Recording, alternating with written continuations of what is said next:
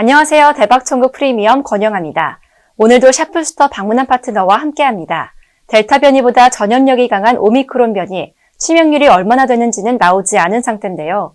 칼 로터바우 교수의 말처럼 오미크론이 크리스마스 선물이 될 수 있을지 오늘 방송에서 자세히 분석해 주신다고 합니다. 그럼 방문한 파트너의 스페셜 리포트 지금 바로 시작합니다.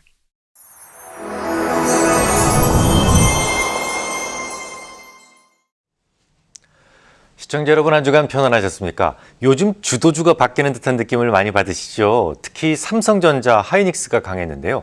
외국인들이 갑자기 이들에 대해서 강하게 매수하고 있기 때문이죠. 이런 경우 우리 늘 고민이 됩니다. 이거 따라가야 될까요? 아니면 오를 때마다 오히려 가지고 있는 것을 비중을 좀 줄여놔야 될까요? 오늘은 전기전자가 갑자기 주도주가 된 이유, 그리고 이들의 지속성 여부에 대한 제 생각을 말씀드리도록 하겠습니다. 우선 반등이 일시적인지 아니면 중장기적인 반전에 해당되는지 여부를 살피기 위해서는 우리 증시만 유독 하락했던 이유에 대해서 먼저 알고 계셔야 돼요. 지난 10월 28일 방송, 11월 18일 두 차례에 걸쳐서 우리나라만 유독 빠지는 이유에 대해서 이미 충분히 설명을 드렸었습니다. 당시에 말씀드렸던 이유 중에서 반도체 가격은 그렇게 큰 영향은 주지는 않았던 것 같다라는 말씀을 드렸었어요. 그 근거로 제시해드렸던 것이 필라델피아 반도체 지수는 역사적 신고가를 계속 갱신해 나가는 상황에서도 우리 반도체 주식만 지난 7월 이후 내내 약세를 보였으니까요. 가장 유력한 원인은 두 가지였습니다. 첫째, 델타 바이러스가 동남아시아에 창궐하면서 공급망에 충격이 생겼고, 여기에 가장 좀 취약할 수밖에 없는 우리 증시의 입장을 설명을 드렸고요. 두 번째는 몬스터급 IPO의 지속이 상대적 약세의 원인이었죠. 내년에도 마켓컬리라든지 혹은 1월 상장 목표로 이미 증권신고서를 제출한 LG에너지 솔루션 등이 남아있어서 여전히 좀 걱정스럽습니다만, 특히 LG에너지 솔루션 같은 경우 예상 시총을 60에서 70조 정도로 추산하고 있죠. 그래서 1월 전후로 우리 증시의 상대적 약세 현상이 다시 시작될 수도 있습니다. 하지만 오늘은 국제 공급망 충격이 어느 정도 해소되었는지 여부만 좀 자세하게 다뤄보겠습니다. 본격적으로 시작하기 전에 먼저 질문을 하나 드리고 가죠. 기업들이 실적이 좋아지는 건 어떨 때 좋아지나요? 당연히 매출이 증가할 때, 그때 좋아집니다. 일반적으로 매출이 증가하는 것은 언제나 수치로 확인할 수 있어요. 그래서 기업을 분석하는 애널리스트들은 매출 추이를 늘 지켜보는 편입니다. 그런데 말이죠, 애널리스트들의 추정치가 늘 맞는 게 아니에요. 자주 괴리가 생기는데 예상했던 실적보다 크게 좋아질 때도 있고 크게 나빠질 때도 있습니다. 전자를 우리는 어닝 서프라이즈라고 하고 후자를 우리는 어닝 샥이라고 하죠. 제가 드리는 질문은 바로 이 부분입니다. 애널리스트들은 기업 분석하는 것이 직업인데요. 왜 이런 편차가 그렇게 자주 생기는 걸까요? 여러 가지 이유가 있겠습니다만 가장 일반적으로 작용하는 것이 있다면 바로 재고를 빼놓을 수가 없습니다. 우선 설명드리기에 앞서서 하나의 공식을 다시 소환해 보죠. 원가 비용, 이것은 기초 재고 플러스 구매 마이너스 기말 재고입니다. 아주 유명한 공식인데요. 다른 건 다 빼고 이 기말 재고 부분만 보아주시기 바랍니다. 다른 항목은 양의 부호인데 기말 재고는 음의 부호 보이시죠? 자, 그럼 기말 재고가 증가한다라는 것은 이 좌항에 있는 비용을 감소시키는 것과 같은 효과를 냅니다. 자, 기업들은 전체 매출에서 비용을 뺀 것을 이익으로 간주하는데요. 그 비용을 줄이는 기말 재고의 증가가 매우 중요한 역할을 하게 된다라는 것을 알 수가 있어요. 기업 재고가 증가하기만 해도 기업들의 이익은 증가한다. 우선 여기까지만 좀 기억해 두시고요. 자, 그런데 이 재고의 흐름에도 스테이지별 해석이 좀 다릅니다. 첫째, 재고가 증가하고 상품 판매도 역시 증가하는 경우가 있겠죠. 둘째, 재고는 증가하는데 상품 판매는 하락하는 경우가 있을 수 있어요. 셋째, 재고는 감소하는데 상품 판매가 증가하는 경우가 있고, 네 번째, 재고가 감소하고 상품 판매도 동시에 하락하는 경우도 있어요. 자, 이 네 가지 환경은 각각 어느 때 나타나게 될까요? 첫 번째 경우는 가장 좋은 시절입니다. 재고가 증가한다고 그랬으니까 기업들의 실적도 좋게 나타나겠죠? 서프라이즈가 나타나겠죠? 상품 판매도 증가하고 있기 때문에 기업 이익의 연속성도 기대할 수 있습니다. 이 중기적으로 증시가 매우 좋아질 수 있는 시기가 되죠. 두 번째 경우는 보통 경기 고점에서 자주 나타납니다.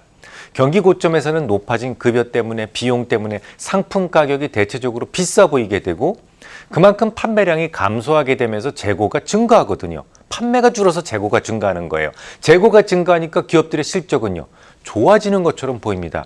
기업 실적이 그야말로 최고조에 있으니 시장은 온통 장밋빛 전망으로 그득하죠. 하지만 좋은 실적을 보고도 매도의 결정을 내려야 되는 때가 되는 겁니다. 세 번째 경우는 최근 우리가 겪었던 환경하고 비슷하죠. 공급망 충격으로 인해서 재고가 아주 극심한 수준까지 떨어졌었어요. 하지만 상품 판매는 증가했었죠. 자, 비록 재고가 감소하게 되면 기업들의 실적은 분명히 생각보다 낮게 나올 겁니다. 하지만 언제든 공급망 충격이 해소된다면 시장은 정상화될 수 있다는 기대를 가질 수 있어요. 기업 실적이 변변치 못하게 발표되어도 적극적으로 매수를 해야 되는 시기가 되죠. 일반적으로 경기 스테이지로 봤을 때도 상품 판매가 먼저 시작됩니다. 재고 증가보다. 그래서 판매량의 증가는 저점 매수를 해야 되는 시기로 간주됩니다. 네 번째 경우는 정말 최악의 시기라고 볼 수가 있어요. 재고와 함께 상품 판매가 같이 하락하고 있으니까 시장에 대한 희망도 없어지고 기업 실적도 최악으로 발표가 됩니다. 적극적으로 아주 열심히 쉬셔야 되는 때죠. 그럼 당장 궁금해집니다. 그럼 지금은 어떤데? 지금 미국 상황은 위에 재고 4개 국면 중에서 어떤 위치에 있는데 이게 궁금합니다. 최근 발표되고 있는 몇 개 지표들만 보면 간단하게 확인하실 수가 있어요. 우선 지난주 발표됐던 미국의 ISM 제조업 지수를 좀 볼까요? 제가 굳이 미국의 ISM 제조업 지수를 말씀드리는 이유가 있습니다. 좀 자존심 상하시겠지만 우리 경제는 미국 경제 흐름에 따라서 움직일 수밖에 없기 때문이에요. 물론 수출 비중은 중국이 압도적으로 많지만 80%가 중간재이기 때문에 결국 미국의 소비가 중요하다라는 말씀을 이 방송을 통해 여러 번 말씀드렸어요. 좀 더 현실적으로 우리나라는 결국 삼성전자, 하이닉스, 기아, 현대차가 움직여야 지수도 상승하지 않습니까? 그런데 삼성전자의 휴대폰은 아무리 잘 만들어도 이 중국의 애국 마케팅 때문에 점유율은 0%대입니다. 1%가 되질 않아요.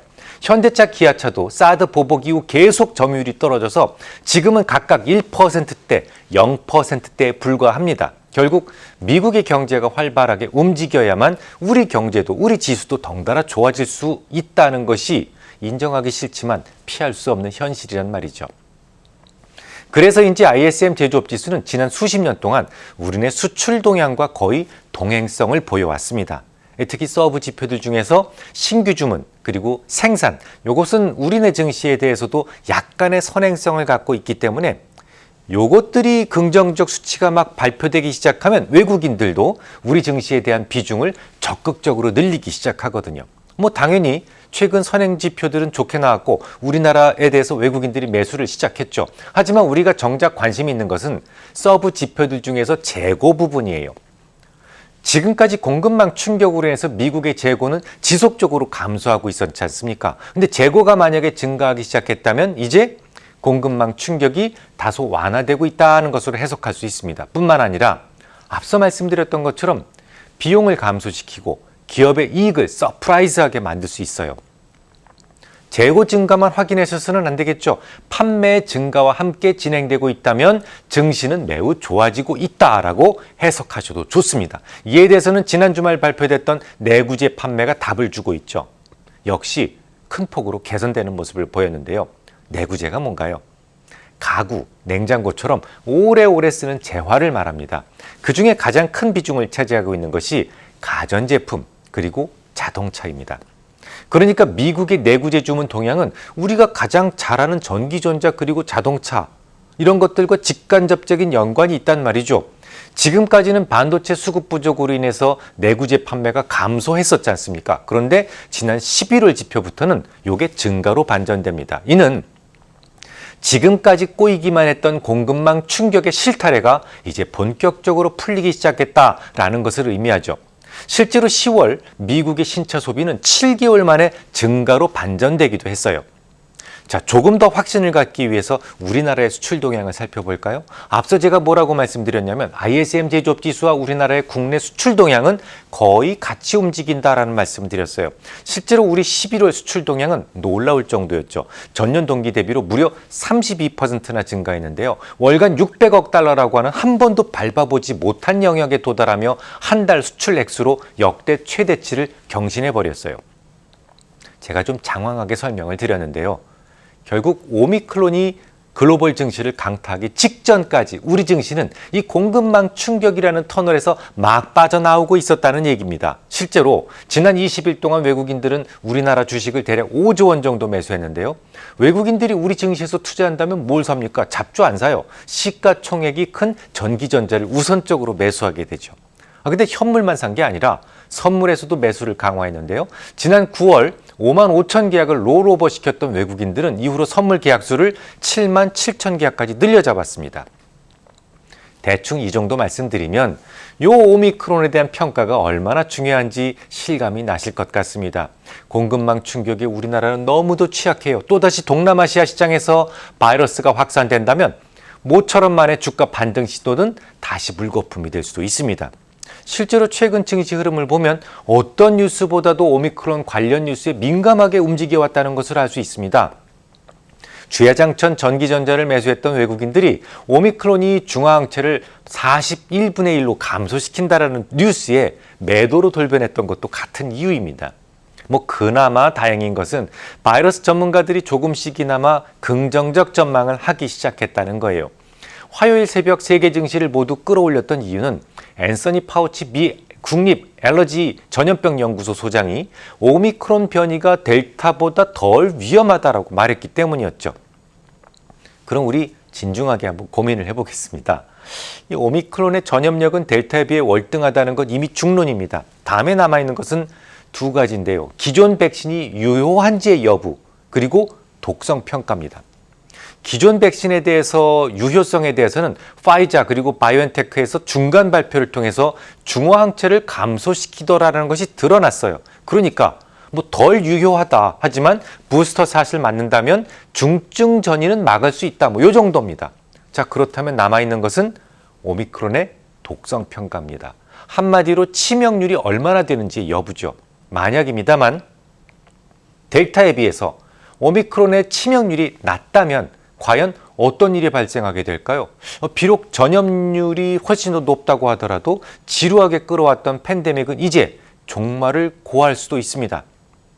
오스트랄로피테쿠스, 호모 에렉투스, 네안데르탈인, 호모 사피엔스 등 이 지구 위에 신인류가 나타나게 되면 그 전에 있던 인류는 멸종해왔어요.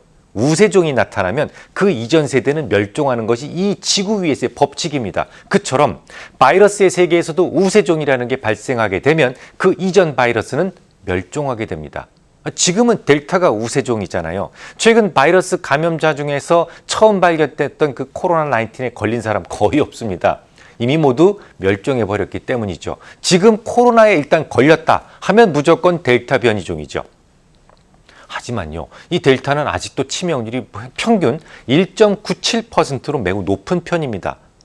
앞으로 오미크론이 우세종이 된다면요, 전염력이 워낙 높기 때문에 매우 빠른 속도로 델타는 멸종하게 됩니다. 실제로 세계보건기구 등에서는 향후 수준의 오미크론이 우세종이 될 것이다 라고 전망하고 있으니까요. 그래서 저는 무엇보다도 오미크론의 독성 평가에 주목하고 있습니다. 앤서니 파우치의 주장처럼 만약 오미크론의 독성이 델타보다 작다는 것이 최종적으로 확인된다면 새로운 바이러스에 대한 두려움 속에서 오히려 엔데믹에 빨리 도달할 수 있다는 희망으로 놀라운 반전이 될 수 있으니까요. 이미 그런 주장을 하는 사람이 생기기 시작했습니다. JP모간 체이스의 마르코 콜라노빅 국장은 이렇게 이야기를 합니다. 오미크론이 매우 강력한 전염성을 가지고 있는 것으로 보이지만 대신 증상의 심각성은 매우 낮다는 의견들이 제기되고 있다. 전문 연구 결과에서 이러한 변화가 확신으로 확인된다면 코로나19는 더 이상 팬데믹이 아니라 인플루엔자 같은 계절적 질환으로 간주될 것이다 라고 말이죠. 그보다도 훨씬 더 긍정적이고 희망적인 전망을 한 사람도 있어요. 독일에서 차기 보건부 장관으로 유력한 카를로 토바흐 교수입니다. 그는 이렇게 말합니다. 오미크론이 처음 보고된 남아프리카 공화국 의사들이 말한 것처럼 비교적 덜 심각한 증상을 유발할 경우 코로나19 팬데믹의 종식을 앞당길 수 있는 크리스마스 선물이 될 수 있다라고 말이죠. 물론 WHO에서 정확한 근거를 제시할 때까지는 누구도 함부로 예측할 수 없어요. 델타도 독성이 낮을 것으로 예측했지만 아니었지 않습니까? 하지만 오미크론이 오히려 크리스마스 선물이 될 수도 있다는 카알로 투파 교수의 발언에 무척 공감이 갑니다. 또한 만약에 그렇게만 돼준다면 세상에서 가장 델타에 억눌려 있던 우리 증시가 반도체, 자동차, 그 외 경기 민감주 위주로 빠르게 치고 오를 수도 있는 계기를 만들 수도 있겠습니다. 기도하는 마음으로 독성 평가를 기다립니다. 다음 주에 뵙겠습니다. 네, 저희가 준비한 강의는 여기까지입니다. 오늘 방송에선 오미크론의 독성이 델타보다 작을 경우 코로나19 팬데믹의 종식을 앞당길 수 있는 크리스마스 선물이 될 수도 있다고 전망해 주셨는데요.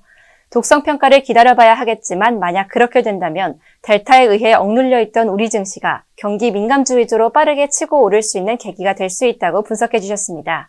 다음 주 우리 시장 오미크론 우려를 딛고 상승세 보이길 바라며 이만 방송 마치겠습니다. 시청해 주신 여러분 고맙습니다.